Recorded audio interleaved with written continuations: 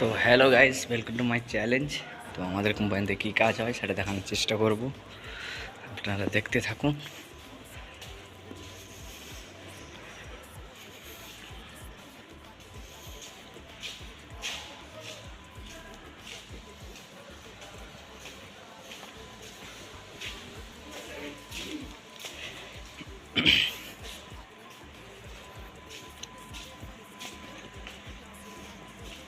দেখতে পাচ্ছেন দাদারা বা বন্ধুরা,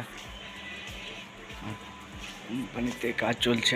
এখন লাঞ্চের টাইম, তাই জন্য সবাই খেতে গিয়েছে।